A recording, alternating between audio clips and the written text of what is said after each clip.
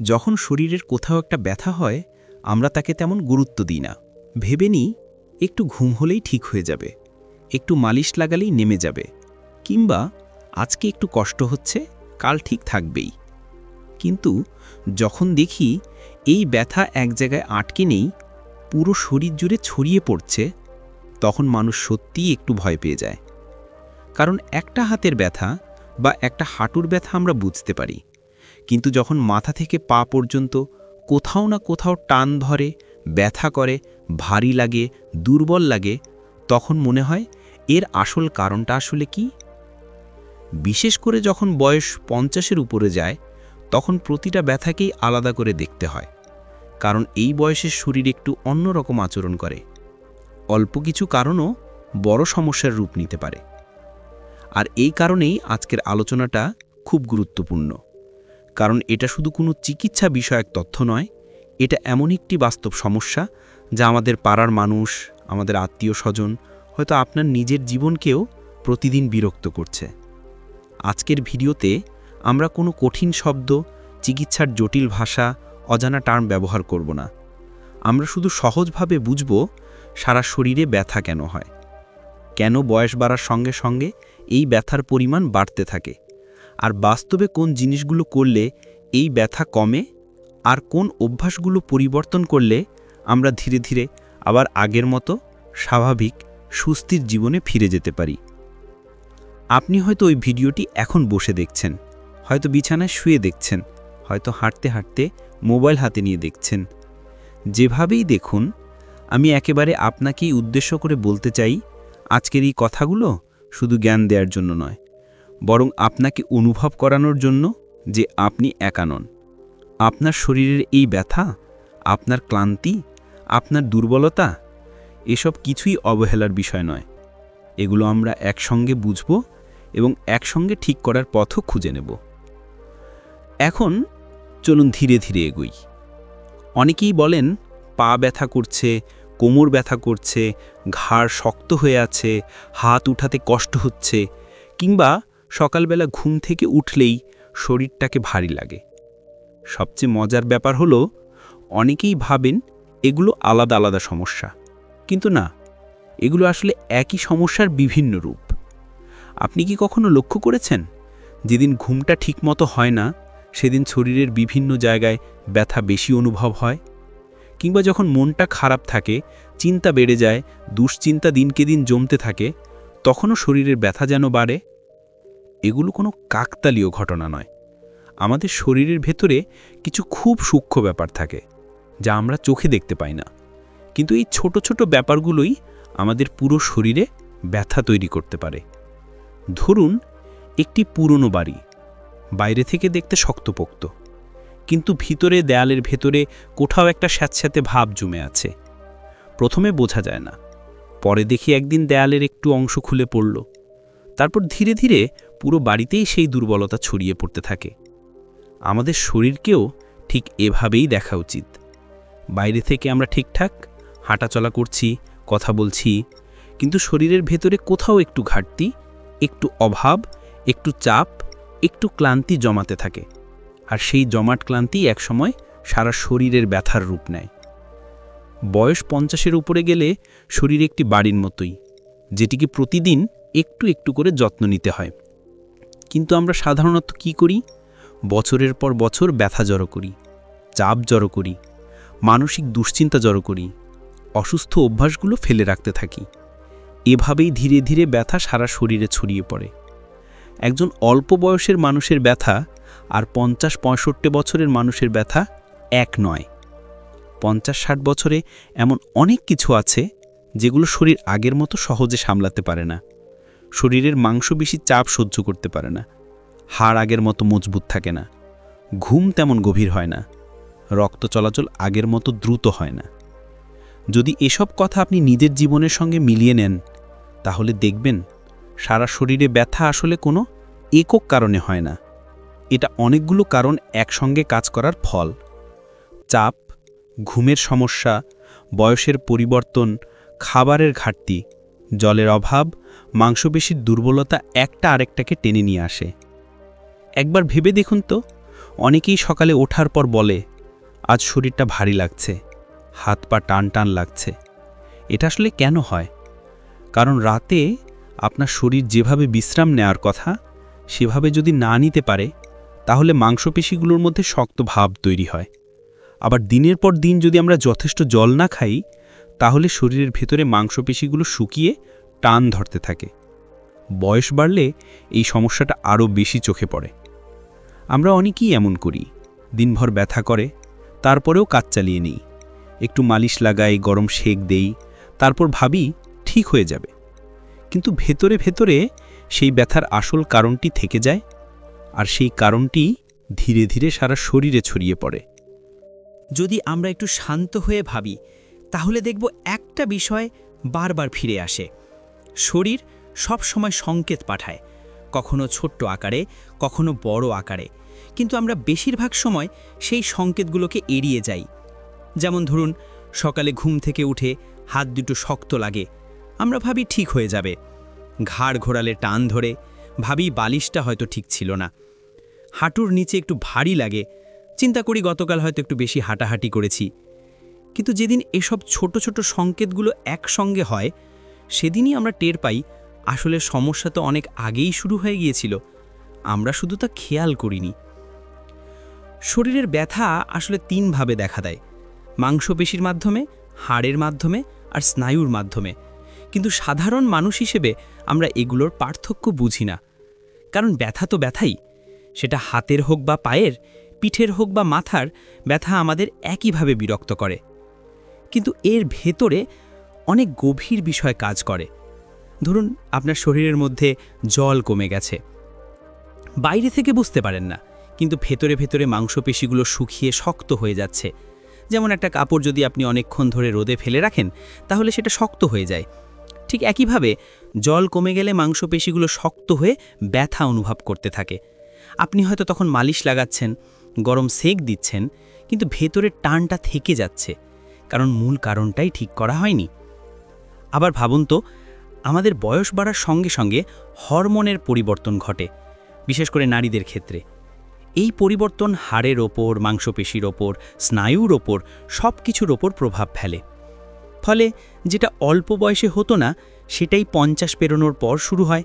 হালকা ব্যথা, সন্ধি প্রদাহ, কাঁধ শক্ত হয়ে যাওয়া, পায়ের পাতা জ্বালা পোড়া, এসবই সারা শরীরের ব্যথার অংশ। তারপর আছে মানসিক চাপ। আমরা ভাবি চাপ মানে শুধু মাথার ওপর চাপ, কিন্তু আসলে শরীরের প্রতিটা অঙ্গ চাপ অনুভব করে। অনেকেই বলেন, মাথায় চাপ আছে, কিন্তু শরীর কেন ব্যথা করছে? কারণ চাপ প্রথমে মনে লাগে, তারপর সেটা স্নায়ুর মাধ্যমে পুরো শরীরে ছড়িয়ে যায়। যেদিন দুশ্চিন্তা বেশি থাকে, সেদিন কেন মনে হয় শরীর আরও ভারী? কারণ শরীরের স্নায়ুগুলো তখন অতিরিক্ত সংকুচিত থাকে, এতে পুরো শরীরে টান ধরতে পারে। কখনো মনে হয় শ্বাস নিতেও কষ্ট হচ্ছে, কখনো মনে হয় মাংসপেশিগুলো জড়িয়ে আছে।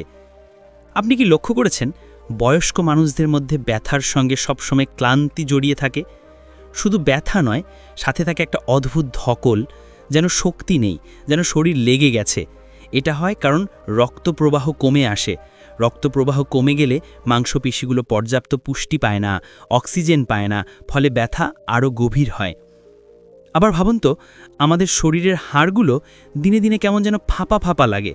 আগে যেটা সহজে তোলা যেত, এখন সেটা তুলতে গেলে মনে হয় ভারী। আগে যেটা 5 মিনিটে করা যেত, এখন সেটা করতে গিয়ে 10 মিনিট লাগে। আর একটু বেশি হাঁটলে হাঁটু যেন রাগ করে বসে। এ সবই সারা শরীরের ব্যথার অংশ। অনেকেই বলেন, আমি তো অনেক বছর ধরে একই অভ্যাসে চলছি, কিন্তু ব্যথা হঠাৎ কেন বাড়ছে? উত্তরটা খুব সোজা। আগে শরীরের ভেতর শক্তি ছিল ক্ষতি সামলে নেওয়ার, এখন সেই ক্ষমতা কমে গেছে। তাই আগের মতো হাঁটাহাঁটি করলে এখন হাঁটু ব্যথা করে, আগের মতো ভারী কিছু তুললে এখন কোমরে টান ধরে, আগের মতো রাতে দেরি করলে সকালে পুরো শরীর ব্যথায় নেমে আসে। অন্যদিকে আমাদের খাবার অভ্যাসও বদলে গেছে। শরীরে পুষ্টির ঘাটতি থাকলে ব্যথা বাড়বে, এটাই স্বাভাবিক। বিশেষ করে প্রোটিন কম খেলে মাংসপেশির ব্যথা, ক্যালসিয়াম ভিটামিন ডি কম খেলে হাড়ের ব্যথা, বি ভিটামিন কম থাকলে স্নায়ুর ব্যথা, এসবই একে অন্যটার সঙ্গে মিলেমিশে সারা শরীরের ব্যথার রূপ নেয়। আরও একটা বিষয় আছে যেটা আমরা খুব অবহেলা করি, সেটা হলো শরীরের ব্যবহার। যেমন দিনের পর দিন এক অবস্থায় বসে থাকা, একইভাবে হাঁটা, একইভাবে ঘুমোনো, কিংবা দীর্ঘ সময় কোনো কাজ করা যেটাতে শরীরের বিশেষ কিছু অংশে চাপ পড়ে। যেমন অনেকে বলেন আমি কিছুই করিনি, তারপরও গলা শক্ত। আসলে করেননি, কিন্তু হয়তো সারাদিন মাথার সামনের দিকে ঝুঁকিয়ে মোবাইল দেখেছেন, এতে ঘাড়ে স্নায়ু টান খেয়েছে। আর সব শেষে আসি একটা খুব সাধারণ কিন্তু উপেক্ষিত বিষয়ে, বাতাস, আবহাওয়া আর ঠান্ডা। অনেকেই দেখবেন ঠান্ডার দিনে ব্যথা বাড়ে, কারণ স্নায়ুগুলো তখন বেশি সংকুচিত থাকে, রক্তপ্রবাহ কমে যায়, ফলে ব্যথা তীব্র হয়। কিভাবে শরীরের ব্যথা কমে, কিভাবে শরীর ধীরে ধীরে আবার আগের মতো হালকা অনুভব করতে পারে? কারণ ব্যথা মানে শুধু শারীরিক কষ্ট নয়, এর সঙ্গে যুক্ত থাকে মনের চাপ, একা লাগা, ক্লান্তি, এমনকি কখনো কখনো রাগও। যে ব্যথা দিনের পর দিন থাকে সেটা মানুষকে ভিতর থেকে থকথকে ক্লান্ত করে ফেলে। আর তাই ব্যথা কমানোর উপায় বলতে গেলে শুধু একটা নয়, অনেকগুলো ছোট ছোট পরিবর্তন একসঙ্গে কাজ করে। প্রথমেই ভাবুন, আমাদের শরীর আসলে কখন খুশি থাকে? যখন রক্ত ঠিকমতো চলাচল করে, যখন মাংসপেশিগুলো শক্ত নয় বরং নমনীয় থাকে, যখন হাড় পর্যাপ্ত পুষ্টি পায়, যখন মন শান্ত থাকে, যখন ঘুম ঠিকমতো হয়। এর যে কোনো একটা জিনিস নষ্ট হলেই ব্যথার জন্ম। তাই ব্যথা কমানোর জন্য আমাদের প্রতিটা জিনিসকেই একটু করে ঠিক করতে হবে। অনেকে বলেন আমি নড়তে চাই না, ব্যথা করলে বিশ্রামটাই তো ভালো। কিন্তু আসলে এই শরীর চায় নরমভাবে নড়াচড়া। যতক্ষণ আপনি বিছানায় পড়ে থাকবেন তত বেশি ব্যথা শরীরকে আঁকড়ে ধরবে, কারণ রক্ত তখন স্থির হয়ে যায়, স্নায়ুগুলো আরও শক্ত হয়, মাংসপেশি আরও কুঁচকে যায়। তাই ব্যথা কমাতে সাহায্য করে ধীর গতিতে হাঁটা, হালকা স্ট্রেচ, একটু হাত পা ঘোরানো, একটু কোমর নড়ানো। এগুলো শরীরকে জানায় যে আমি এখনও কাজে আছি। আবার পানীয়ের জলের কথাই ধরুন, অনেকে বলেন আমি তো জল খাই, কিন্তু শরীরের দরকার যতটা আমরা তার অর্ধেকও খাই না। আর বয়স ৫০-৬০-এর পর শরীরে জলশূন্যতা খুব সহজেই ব্যথার রূপ নেয়। যেমন ঘাড়ের পেশিতে টান ধরে, পায়ের পাতায় গিঁট ধরে, কোমর ভারী লাগে। এ সবই আসলে শরীর শুকিয়ে যাওয়ার ইঙ্গিত। প্রতিদিন নিয়ম করে জল নেওয়া এটা ব্যথা কমানোর সবচেয়ে সহজ কিন্তু সবচেয়ে উপেক্ষিত উপায়। এবার খাবারের কথা ভাবুন। শরীর মেশিনের মতো, যা দেবেন সেটা থেকেই সে শক্তি নেবে। কিন্তু আমাদের খাবারে প্রোটিন থাকে কম, ক্যালসিয়াম কম, ভিটামিন ডি কম, বি ভিটামিন কম। এসবের ঘাটতি মাংসপেশি ও স্নায়ুকে দুর্বল করে। আবার অনেকে বলেন আমি তো ভাত ডাল সবজি খাই। এটা ঠিক আছে, কিন্তু ৫০+ বয়সে শরীরের চাহিদা আগের চেয়ে আলাদা। তখন খাবারের মান, পরিমাণ, কিছু বিশেষ পুষ্টি এসবই নতুন করে বিবেচনা করতে হয়। ব্যথা কমাতে চাইলে খাবারে পরিবর্তন আনতে হবে। এবার একটুখানি বিশ্রামের কথায় আসি, যেটাকে আমরা সবাই অবহেলা করি। ভালো ঘুম মানে ভালো ব্যথা নিয়ন্ত্রণ। যেদিন ঘুম খারাপ হয় সেদিন ব্যথা দ্বিগুণ হয়, কারণ ঘুমের মধ্যে শরীর মেরামত হয়, মাংসপেশির ক্ষত সারায়, হাড়ের ভেতরে পুষ্টি জমা করে, মনকে শান্ত করে। তাই রাতের ঘুম ঠিক হলে সকালটা হালকা লাগে, আর ঘুম যদি ভাঙা ভাঙা হয় তখন পুরো শরীর জড়িয়ে যায়। এখন একটু মনোচ্চাপের কথা ভাবুন। চাপ নিলে শরীর শক্ত হয়ে যায়, স্নায়ুগুলো সংকুচিত হয়, রক্তপ্রবাহ দ্রুত থাকে না, ফলে ব্যথা বেড়ে যায়। তাই মনকে শান্ত করার জন্য প্রতিদিন মাত্র ২ মিনিট চোখ বন্ধ করে বসাও যথেষ্ট। গভীর শ্বাস নেন, বের করে দিন। এই ২ মিনিট শরীরের ভেতর ব্যথার শক্ত বাঁধনটাকে একটু আলগা করে দেয়। এতক্ষণে আপনি বুঝতে পারছেন ব্যথা কমানোর উপায় কোনো একরকম নয়, এটা প্রতিদিনের ছোট ছোট যত্নের মধ্যে লুকিয়ে থাকে। শরীরকে প্রতিদিন একটু করে ভালোবাসা দিলে ব্যথা আস্তে আস্তে নিজেই দুর্বল হয়ে যায়। কিছু ব্যথা এমন আছে যা শরীর চাইলেও দ্রুত কমে না, কিন্তু এর মানে এই নয় যে শরীর ঠিক হবে না। আমাদের শরীরের আশ্চর্য ক্ষমতা আছে যদি আমরা তাকে সামান্য সুযোগ দেই। যেমন একজন মানুষ যদি সকালে ৫ মিনিট হাঁটে, দুপুরে ২ গ্লাস জল নেয়, রাতে ঠিকমতো ঘুমায়, প্রতিদিন সামান্য স্ট্রেচ করে, ধীরে ধীরে সে দেখবে তার ব্যথা কমছে।